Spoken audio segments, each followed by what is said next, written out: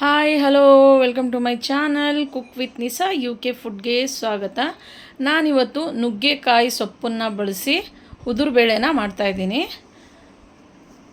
ಇದು ತುಂಬ ಟೇಸ್ಟಾಗಿರುತ್ತೆ. ನಾನು ಮಸೂರು ಬೇಳೆನ ಯೂಸ್ ಮಾಡಿ, ನಮ್ಮ ಸೈಡೆಲ್ಲ ಉದುರುಬೇಳೆ ಅಂತ ಹೇಳ್ತಾರೆ. ಈ ಕಡೆ ಏನಂತಾರಂತ ನನಗೆ ಗೊತ್ತಿಲ್ಲ.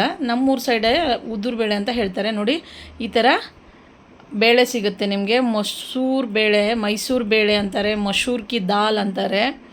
ಇದನ್ನು ನಾನು 1 ಕಪ್ ಆಗೋಷ್ಟು ತೊಗೊಂಡಿದ್ದೀನಿ. ಒಗ್ಗರಣೆಗೆ ಜೀರಿಗೆ, ಸಾಸಿವೆ, ಎಣ್ಣೆ, 2 ಈರುಳ್ಳಿನ ಕಟ್ ಮಾಡಿ ತೊಗೊಂಡಿದ್ದೀನಿ, ಅರ್ಧ ಟೊಮೆಟೊ, ಒಂದು 4ರಿಂದ 5 ಹಸಿಮೆಣಸಿನ್ಕಾಯಿ, ಆಮೇಲೆ ಬೆಳ್ಳುಳ್ಳಿ, ಕರಿಬೇವು ಸೊಪ್ಪು, ಇಷ್ಟನ್ನು ಯೂಸ್ ಮಾಡ್ತಾಯಿದ್ದೀನಿ.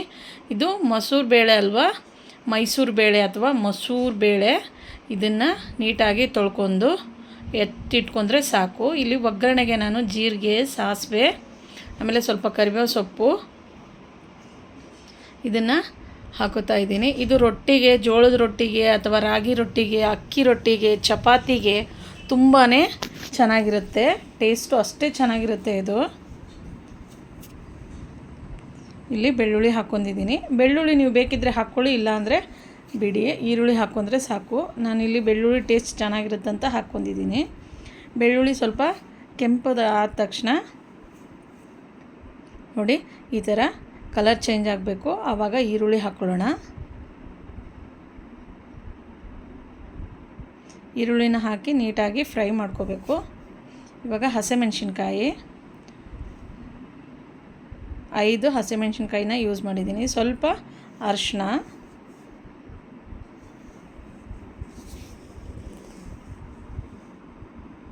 ಇವಾಗ ಅರ್ಧ ಕಟ್ ಮಾಡಿಟ್ಟಿರೋ ಅಂಥ ಟೊಮೊಟೊನ ಹಾಕ್ಕೊಳ್ಳೋಣ.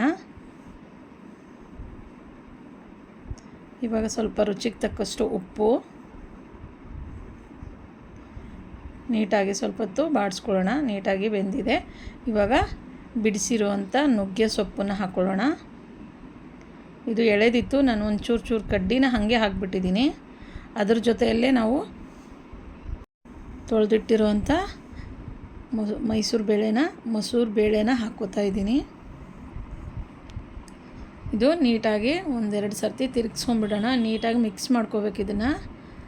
ಇದಕ್ಕೆ ನಾನು 1 ಲೋಟದಷ್ಟು ನೀರು ಹಾಕೋತೀನಿ. 1 ಲೋಟದಷ್ಟು ನೀರು ಅಷ್ಟೇ ಸಾಕು. ಇವಾಗ ನೀಟಾಗಿ ಮತ್ತೊಂದು ಸರ್ತಿ ಮಿಕ್ಸ್ ಮಾಡ್ಕೊಳ್ಳೋಣ.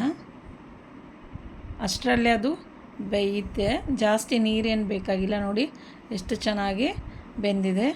ಇವಾಗ ರೆಡಿಯಾಗಿದೆ ನುಗ್ಗೆ ಸೊಪ್ಪು ಮತ್ತು ಮಸೂರು ಬೇಳೆ ಹಾಕಿ ಮಾಡಿರೋ ಅಂಥ ಉದುರುಬೇಳೆ.